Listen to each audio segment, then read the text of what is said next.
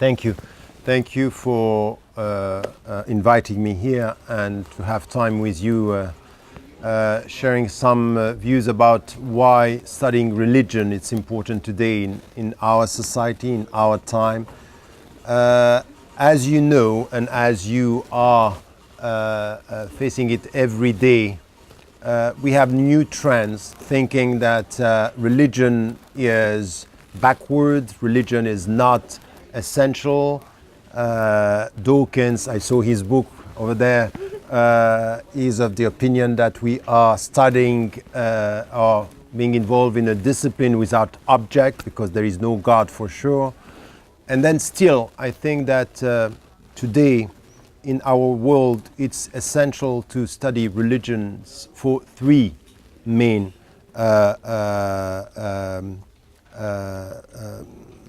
points and understanding within our society. The first one is really the way I see it is coming back to the essential questions.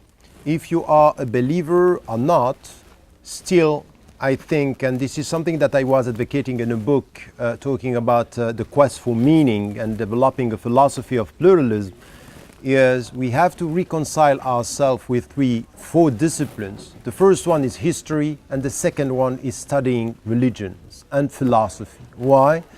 Because when it comes to religion, we are dealing here with the essential questions related to life. It's the answer or the answers to the question why. Is there a transcendence? Is there a meaning in our life? And not only it's essential for us to come back to this question, it's essential because by asking these questions of why and how is there a meaning of our life, we are questioning something which is essential, the meaning of life and the objectives of life.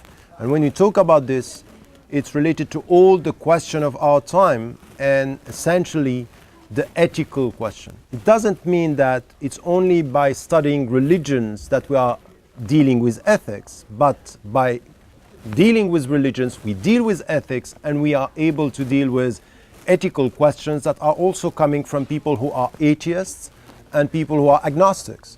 So studying religion is mainly about meaning of life, objectives and ethics. It's really about essential questions. And when I'm saying this, and this was one of the issues that we discussed with the new atheists today, is that's all fine when it comes to science, it's all fine when it comes to technology, but we still have to ask ourselves what are the ethical questions that we have to ask to scientists when it comes to dealing with science understood as means and understood as a potential way of dealing with how it works, but not telling us why and in which way we have to use our knowledge. So religions are bringing us to the essential dimension of life when it comes to this. And this is why I think we have to come back to this. My understanding of our industrialized societies, not only in the West, but everywhere, but mainly in secular societies, is to have confused the absence of religion in public life with avoiding the religious questions in our life, because the questions that are connected to religions in our society. And I think that we have to reconcile ourselves with the deep philosophical question. There is a lack of philosophy and religions in our life as object of study, as questioning the objectives and the goals of our life. This is one thing. The second thing why it's essential today, it's a very deep understanding of freedom and education. When you are teaching and when you are educating, there is something which is essential. What am I trying to do? I'm trying to give you the means for you to be autonomous, intellectually independent.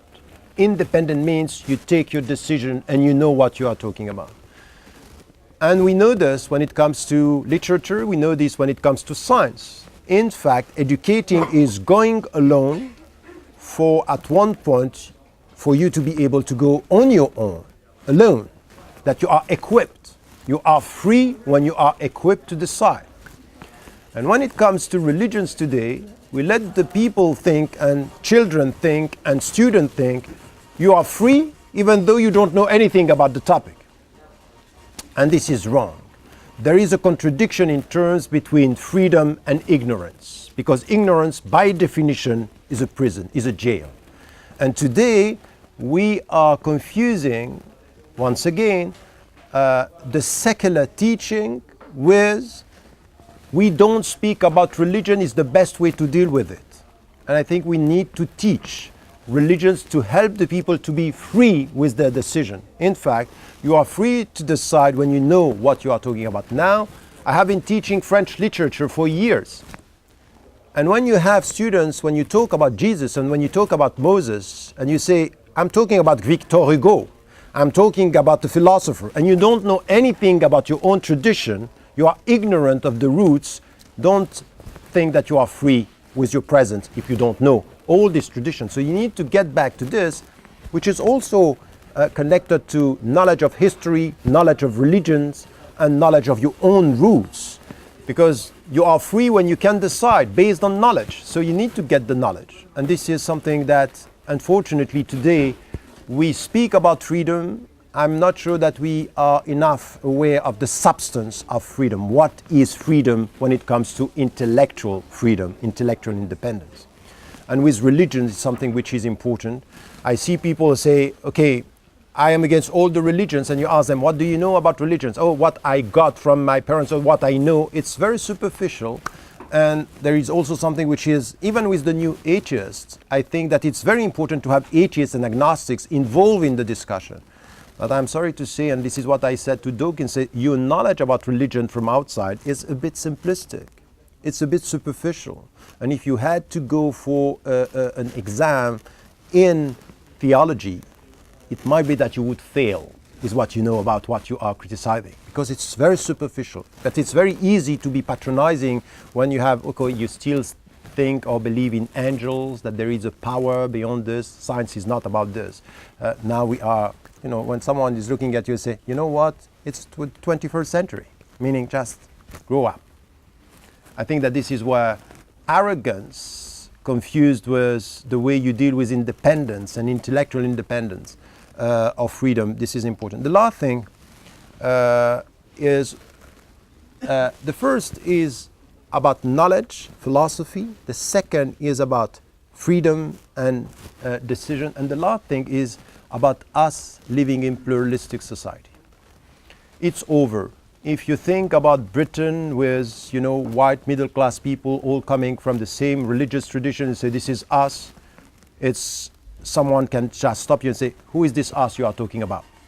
This us of the past or the us today is Britain is a pluralism in cultural terms and in religious terms. Now you are dealing with Buddhists, you are dealing with Hindus, you are dealing with Jews, you are dealing with Christians, you are dealing with Muslims, and you have to take this into account now. And if you want to live with people, if you want to get a sense of what pluralism is about, pluralism is not about tolerating and being ignorant of the other. And this is why I don't like the term tolerance. I like the term respect. And respect, the difference is that I can tolerate you without knowing you, ignoring you. But tolerance has limits, and it's quite patronizing. I always tolerate people who I look at them as a minority or people who are on the margin. On equal footing, you need to respect, and respect is based on knowledge. You need to know the others. You need to know, and this is why we have to teach, we have to learn. For three reasons. The first one is, one of the main problems that I had as a European Muslim, a Muslim European, is not the fact that the people don't know about what Islam is. It's about they don't know what Christianity is. They don't know about themselves. So of course, when you don't know who you are scared of who you are not. So your own ignorance about your own self makes it difficult for you to deal with people saying, yes, I am a believer and I am practicing. So there is something which is the knowledge of the self. Not for you to be a Christian or to be a Jew or to be a Muslim, but at least to know who you are and who you don't want to be. So to define yourself is something which is important. To deal with others, it's important, and I think that this is why we need this knowledge, and a knowledge which is not only based on our tradition, but starting with other traditions. it's only after a catastrophe in Europe that we started saying that Europe was a Judeo-Christian culture. Just before the Second World War, it was just a Christian culture. After what happened, say, oh, we have to integrate the people we destroyed. And then it's a Jewish Christian culture. And when you say this, you are excluding, and now it's not true. The European culture is not only a Jewish Christian culture, Islam is part of it, and now you have Buddhists, millions, you have Hindus who are here, and you have to deal with this. So in order to go beyond this tolerant attitude and going to mutual respect and understanding, we need to get this knowledge for ourselves, the knowledge of the self, and then the knowledge of others. Because you have people now in Britain, you have people now in Europe, you have people around the world who are taking their religion seriously, and they are practicing. So if you look at people who are praying, who are fasting, now or people who have a way of dressing, you need to understand. And the point is not for you to project onto them, if you dress like this, it's because your father, because your brother. It might be that this is a way of dealing with your own freedom, and it's not a Western secular way of dealing with my own freedom. If I'm not free the same way you are, it doesn't mean that I'm less free than you are, because it might be that your freedom is just to follow fashion, and my freedom could be to follow my convictions. Who can say this? Who can decide? Who can judge? And by knowing more, you become less judgmental. And this is what we need today. People who are less emotionally judgmental and more intellectually open. So openness based on rationality and reasonable dialogue, and not on emotional reaction because it appears to be a free way of behaving that I think it's freedom. That's not the right way. And I spent a long time working on the chapter on freedom and saying it's a very subtle and complex notion, freedom, when it comes to this. So I think that this is why we need to learn about religions to be able to deal with this understanding. And the last thing which is important is when you deal with religions, and you deal not only with rituals, and this is why you need to study religions, the deep teachings, not only the way the people pray, but why they pray. Not the way they fast, but why they think it's important to fast. So the deep answer, or the very profound answers they give to very profound questions. I remember it's not only by studying, but it's also by meeting people dealing with, for example, the Trinity. And you know that between Islam and Christianity, the main question is about Trinity, is the three and the one. And when you deal with people coming from the Christian tradition and you study this, you can understand that it's very deep. It's a very deep teaching, and you stop being judgmental about the three, and you understand the very spiritual meaning. So this is where you get a sense that it's deeper than that. And we need to have the deep knowledge of these answers. By saying this, my last point is, I think studying religions is helping you to get something which is the condition for any pluralistic society, which is what I call intellectual humility. Intellectual humility means I believe that what I believe is the truth, but I don't have the ownership of truth. The truth doesn't belong to me.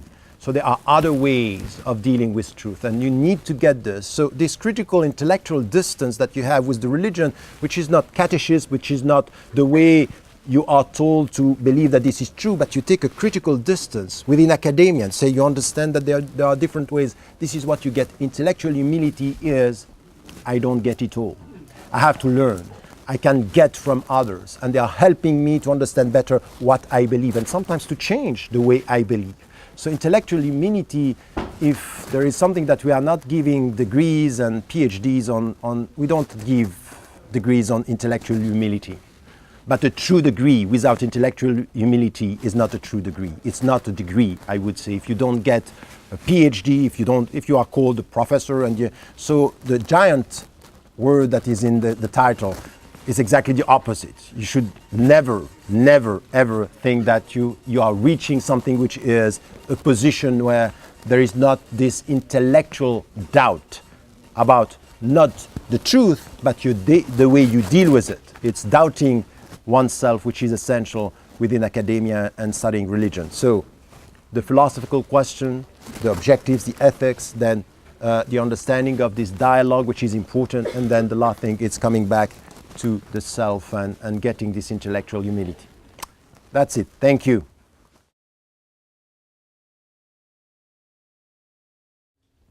Both. I think these are two different things. Is religion as a topic in itself, what does it mean? And by the way, religion, even the term religion there are multiple meanings and sometimes rejected by some. If you go to, I had a deep discussion with Buddhists and say religion, we don't like this word. And even the faculty of theology here say faculty of theology and religions, and they would talk more about spirituality or about a way of dealing with not transcendence but the immanence of the self. So this is a topic, and this is very interesting that we need to teach and we need to learn that as a topic in itself, to look at the different ways as an object.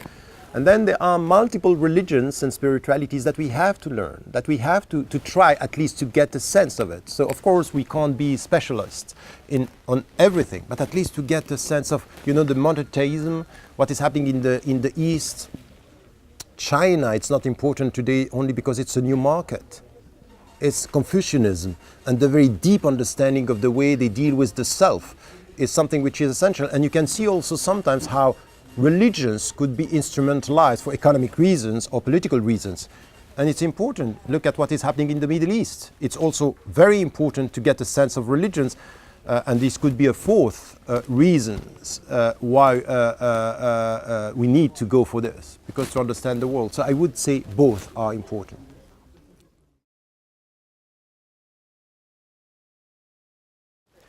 There are many things. There are, of course, you have surrounding the university and students' activities, you have lots of interfaith dialogue, and you have institutions and you have groups that are working. But within the faculty of theology, you have the Abrahamic religion. There is a chair on this, which is very much based on interfaith dialogue between at least the monotheistic traditions, at least, so which is a starting point. But this is very important, and this was set 5 years ago, and it's a new chair. And I think that this is where you can find a way of dealing with interfaith dialogue. And then you can open this, if you want, with centers that are working on, South Asian countries, and you can add to this African countries, so you can add to this. So it's also something that you have a room for maneuver within the institution to find your way, depending on what you are doing. And we are trying at Oxford also to be connecting centers, institutions, and faculties to try to work together. So this is something that we can find. But there is, in the faculty of theology, there is something that we can get.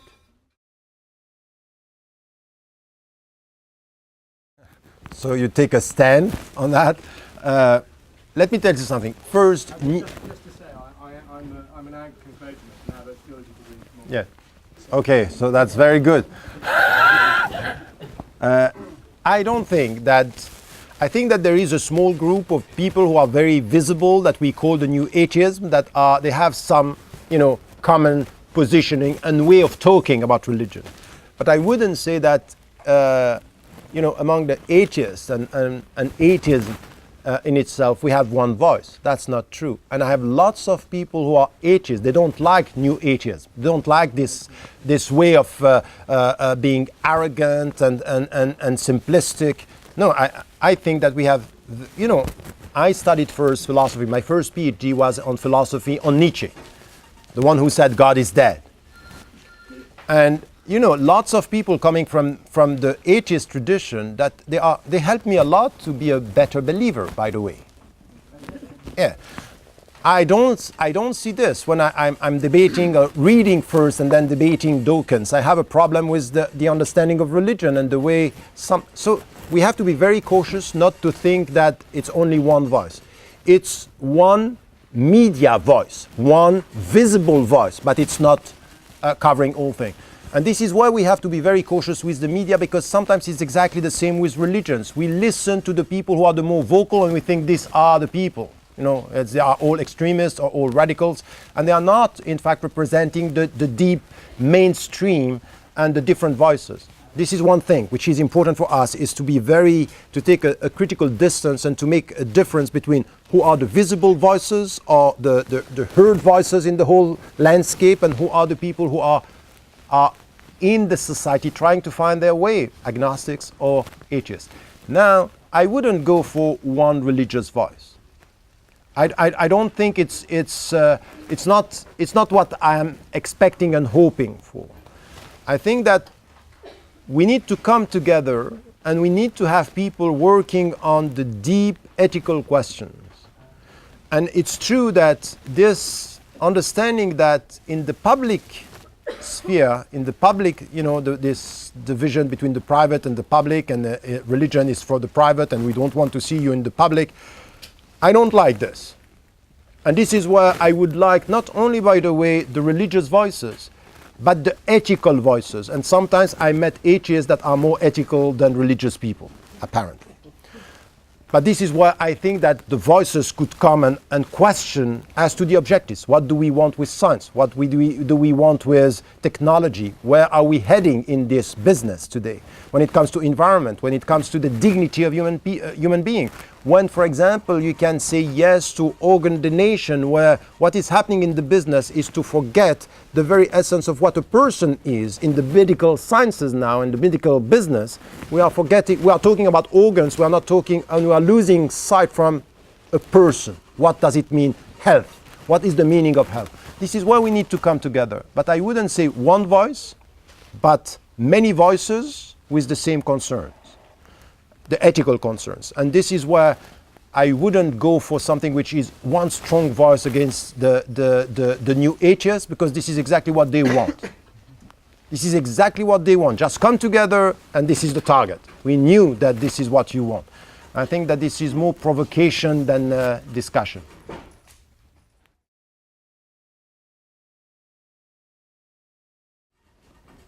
I don't think that there is something like this that you should avoid. You need to decide. There is a decision at the beginning. This is from where you are. But let me tell you something. In my life, the first dimension was, of course, monotheism. And I was attracted by studying Judaism and Christianity. And I did this. I went, but my study is I'm not only working within academia. I think we have to study and we get this, and this is why, for example, it's important within academia to get this kind of teaching. But I went to South America. I spent time with Don Elder Camara, who is the one who taught me the way you deal with love within your tradition, and it came back to my religion. So I think that this is where, depending on your field, depending on the way which questions you have at the beginning.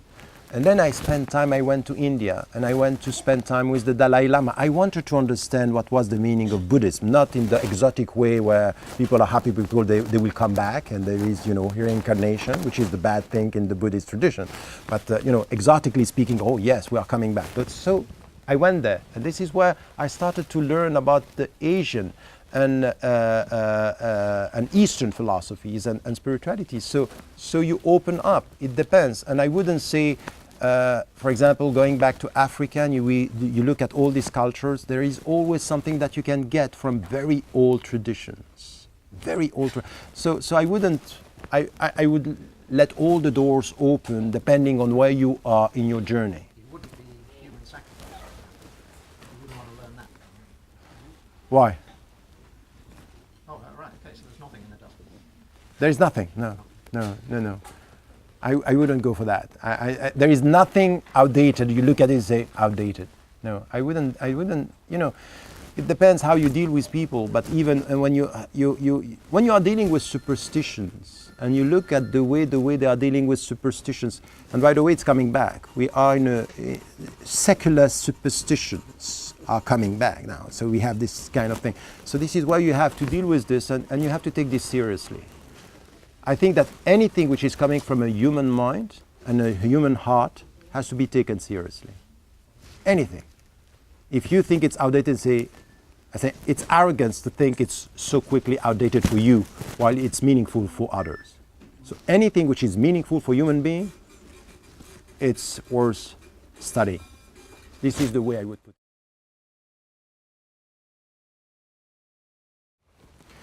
You know, it depends how you deal with, it's here, the question is, why is it important to study religion? And in fact, there is one question before studying religion. It's a question put that way. What do you do with what you are studying? Are you studying to get degrees and titles? That's fine. Go ahead, you will get them. Are you studying to get knowledge and then to resist in the name and with your knowledge to what is happening in the world? So when I studied philosophy, it was very much to get the means to change the world for the better. And I think that studying religion is to change yourself for the better and to change the world for the better by better understanding, respect towards people. And then this is where you get the challenge. I saw people who are trying to get degrees just for the degrees, and that's fine. I don't like it, but if you get the level, if you are equipped, you get for that. You get it. And I think that there is the other side, which is knowledge, it's power, and power is to take over or to resist. And I think what I understand with the relationship between university and cities is to get the knowledge within university in order to resist within the cities to what is happening. For the better, I mean, a kind of positive resistance by asking the right questions, resisting the bad trends that we have. Populism, for example, it's the way populism is about emotion. Academia is about rationality and reasonable way of dealing with your rationality. So you have to be connected. So if you get the degree and you don't use this for being within the society, trying to put the right question, asking about the objectives, trying to get the goals, and this is why you deal with the governments, you deal with institutions, you deal with your own people, and this is something which is very important because you can be scared of the others when you don't know who you are, but when you know who you are, you should be self-critical with the people who are talking in your name. What I meant was a little bit more generally, when you see religious intolerance in the world, that must, as a religious scholar, that must be something a little frustrating. No, it's stimulating. You know that you have to work. You have to teach more. And then you have to reach out to teach the students to be equipped, and then to have a voice outside. And this is why the people are, when you are described as I was here, as a public figure, for me it's the same. You deal with the institution within academia to teach, but then you go out to talk, to use your knowledge in order to change. And it's frustrating, of course, because some people are saying things in the name of all the religions that are just scary, that sometimes are unacceptable. And this is why you have to resist. But we have, I don't know, one citizen who should not resist something. A citizen without resistance is a lost citizen, I would say. This is the way I would put it.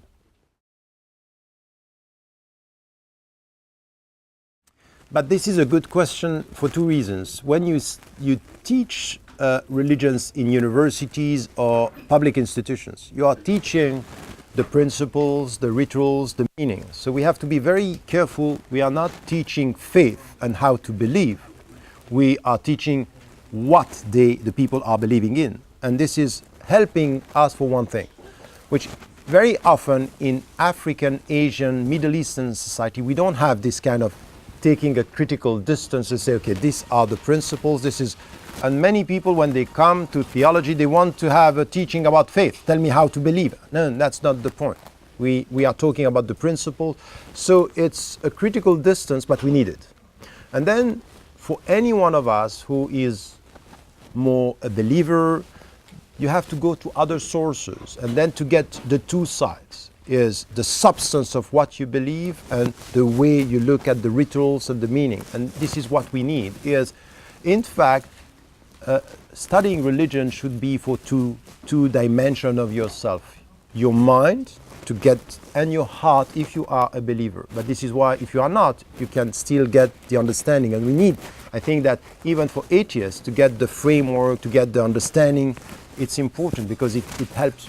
So to compare this to exact or hard sciences, there is no point. This is about human sciences, and it's about the sense of the way the people are dealing. So it's human science, it's both history, but philosophy, but also anthropology. It's all these fields together, and we need this to have this. So I would always advise somebody who wants to get better knowledge of religion, work on the two sides.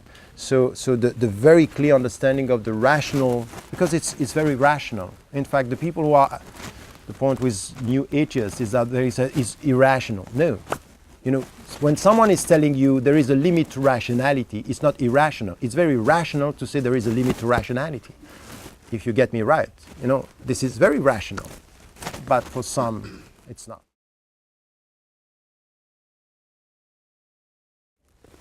It's very similar to all the great minds in all the religions.